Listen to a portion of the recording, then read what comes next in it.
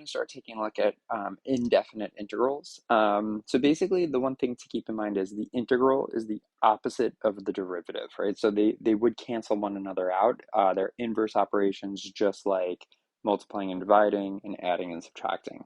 Now, the antiderivative of a function, right, is really doing the opposite of the derivative, right? We're doing the reverse order.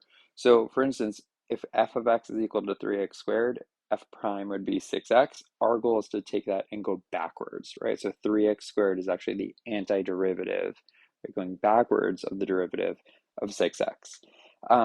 Now, it's really reverse engineering the power rule for derivatives. So if we remember the power rule, if we are given f of x as x to the ninth, f prime of x would be n times x to the n minus 1, right? So the first thing we do is we multiply by the old exponent, then we subtract 1 from that exponent, and that's how we apply the power rule. So the way that the antiderivative works is we're doing the same thing, but in reverse order. So what we first do is add 1 to the exponent, and then the second step is we divide, instead of multiply, we're going to divide by the new exponent. So what that looks like for us, we're going to take a look at x to the n. It's going to become x to the n plus 1, and we divide this by n plus 1, right? So we're adding 1 to the exponent, and then we're dividing by that new exponent.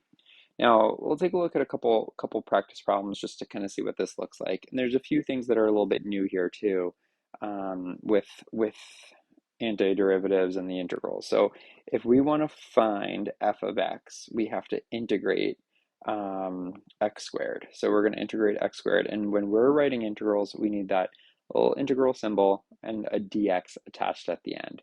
Now, if the integral symbol does not have numbers on it, right, we're just finding an algebraic representation of what we think the antiderivative is.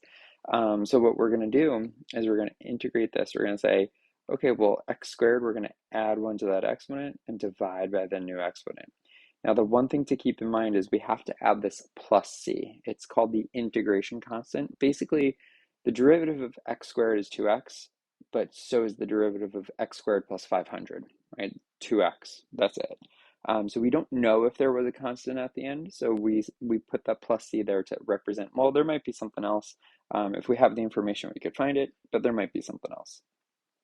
And when we take a look at this middle example here, we're going to integrate, and proper notation for this would be 5x cubed. Now that's 6 over x cubed, we have to bring that x up. So it'll be 6x to the negative third minus 1. We put all of that in parentheses with the dx and the integral symbol surrounding it. And when we integrate, that x becomes x to the fourth, and then we divide the 5x to the fourth by the new exponent of 4.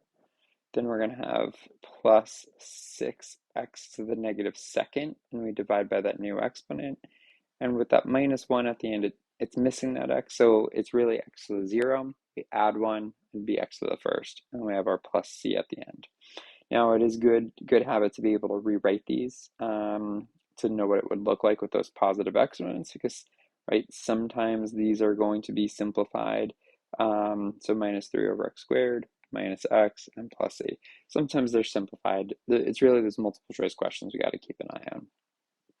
All right, so number 3, this last one here, again, we're going to integrate. So we're integrating radical x, which we'll rewrite as a fractional exponent, plus 3x to the negative 1/2. Remember, we got to bring that up and get rid of that radical exponent, and we have that dx attached at the end.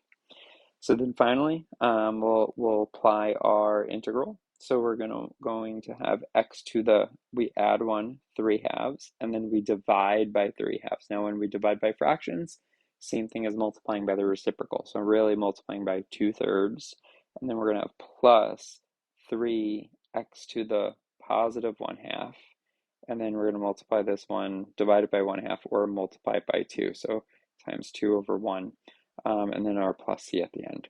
So when we rewrite this thing, we'll have 2/3 x to the 3/2 plus 6x to the 1/2 plus c. And if we want our radicals, we would have 2 times the square root of x cubed over 3 plus 6 radical x plus c at the end, right? So we'll get a little practice with the antiderivative. Ultimately, our goal today is just the indefinite integrals, and we'll start to take a look at what definite integration looks like next.